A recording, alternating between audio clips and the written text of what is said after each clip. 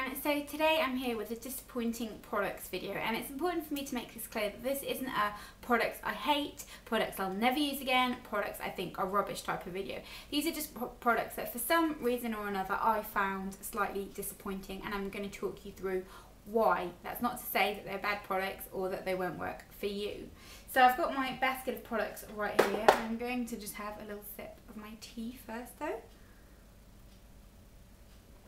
And let's get to it. So I'm going to do this in just kind of random order. First thing I have got here, I'm really kind of embarrassed to admit this because it's kind of is such a loved product, but this is the Roche Posay Zinc. And this is basically kind of like a zinc enriched facial spray that comes with great recommendations from people like Caroline Hirons, and I just feel like everyone on YouTube is going nuts over it. It's supposed to be really good for acne, and maybe that's why I haven't had a great kind of result with it, because I haven't really got acne. But I just felt like it was the same as like spritzing Evian water onto your face. I didn't feel like it really did anything. Didn't feel like it was very effective, and I don't think kind of that I'd go out of my way to get it from other places. Kind of I use it now after I've had like a bikini wax to kind of soothe the areas what I've been using it for. I just don't find it to be particularly effective, so yeah, I'm not sure about that one.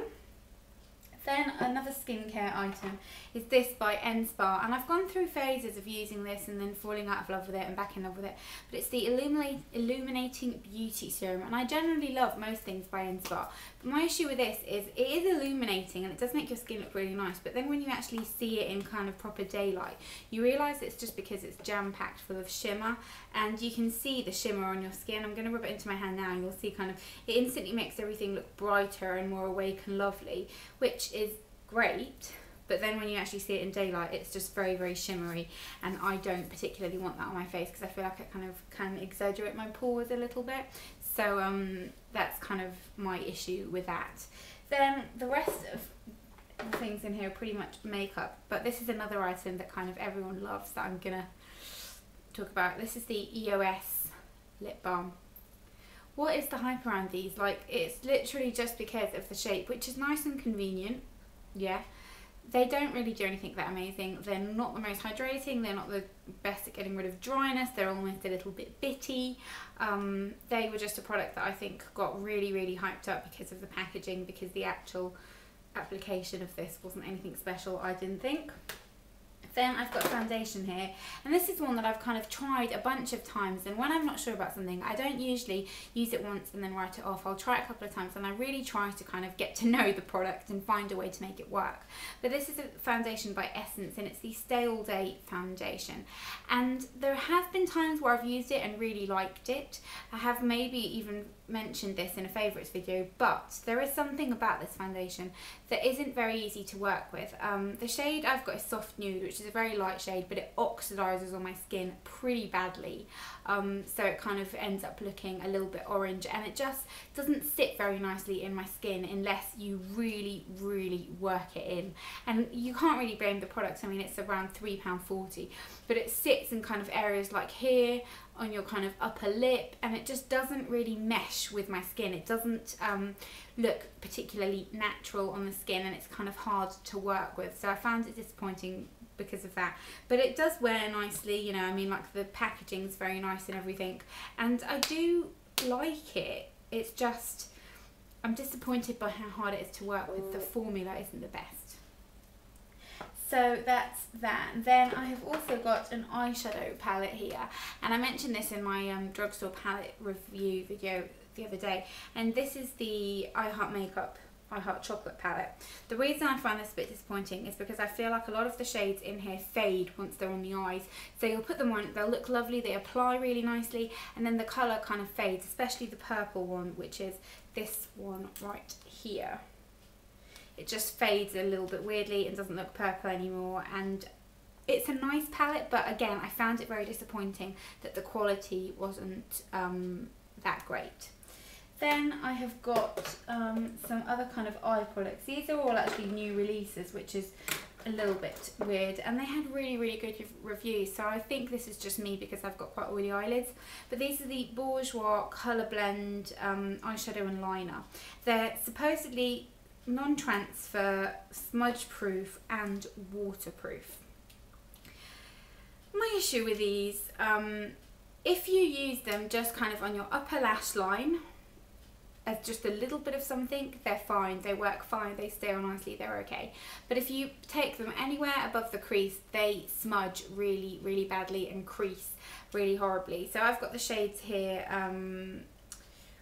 Rose Fuvist, is that the right way of saying it? Then the purple one, which is Mauve something, and this one is Beige Minimalist.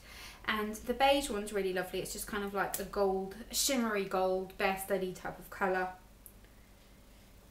A little bit kind of warmer than Bare Study, I suppose. And then the pink and the purple are both really lovely as well. But they just crease in my crease. And they are not the easiest to work with. They're kind of, the shape of them, I would prefer it to kind of be rounder rather than a pencil, but I suppose that's so you can kind of smudge. They work nicely kind of on your lower lash line and that kind of thing, but as an eyeshadow, they don't work particularly well. I much prefer the Laura Mercier Caviar Sticks for that kind of thing, but they're okay. Then I have got a couple of lip products here. The first one is a Revlon lip butter, and I know that this again is like a really cardinal sin in the beauty world to admit that you don't love them, but I just don't. I think Revlon's best lip products are the matte balms by far. The lip butters, this one's in the shade Tutti Frutti. There's one red shade that I like, but this one and kind of all the others I've tried are just kind of meh. The formula's not that great, the packaging I don't love, I just don't think they're that spectacular. And then I've got this NYX Soft Matte Lip Cream, and I usually like these, and this is in the shade Buenos Aires. I think maybe the shade's just a little bit strong for me. It's a very, very kind of 60s peach, but this makes my lips look really, really dry. It kind of shows every little crevice in your lip and every dry spot, and just wasn't the most flattering thing on my lips. And maybe I would try a kind of more natural shade and see if that made any difference, because it is quite a kind of bold shade, even though it's not bright in the traditional sense. But I wasn't super impressed by this. Then I've got an eye product here, and this is the Eyeshadow Skinny Liquid Liner.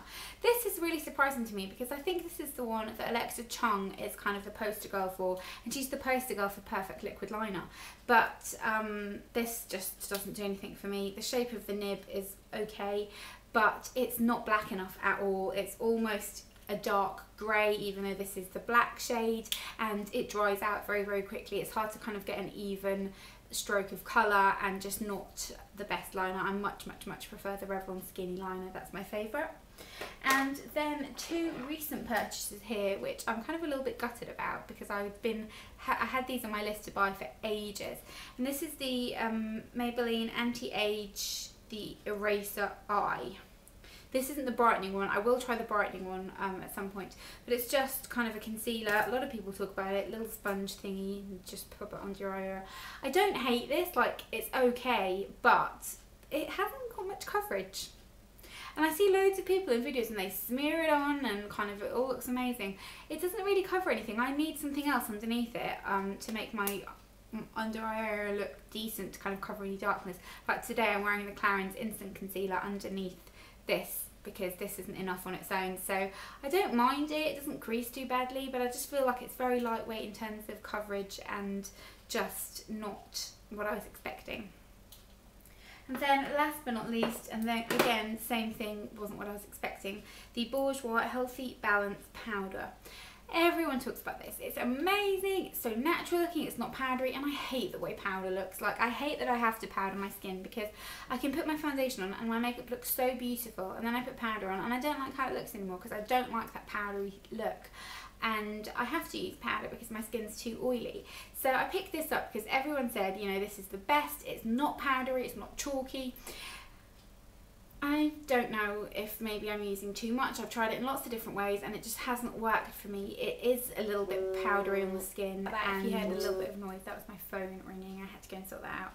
But yeah, I was talking about the Bourjois Healthy Balance Powder, and so it's not kind of supernatural and powdery on the skin, and I got it in a light shade. I got it in the shade 52 Vanilla, and I think it slightly oxidizes on the skin as well, which I hate. I hate when products do that. It's just so, annoying and makes everything awkward, and this definitely kind of has a little bit of that. I've started using it sparingly and it's being a little bit better, just a little bit of dust on the T-zone, but I don't love it. I don't think it's kind of worth the price, to be honest, either. I think it's about £9 and I don't think it's worth that. I think the Rimmel Stay Matte's much better than this. So yeah, I kind of regret that a little bit, but whatever, not the end of the world. So yeah, I hope you enjoyed this video. I love watching kind of disappointing products videos. I find it really informative for some reason, but that's not to say that kind of like, you know, it's necessarily a correct indication of how good or bad the product is. But I hope you enjoy this video anyway, and I will see you all in my next one. Bye!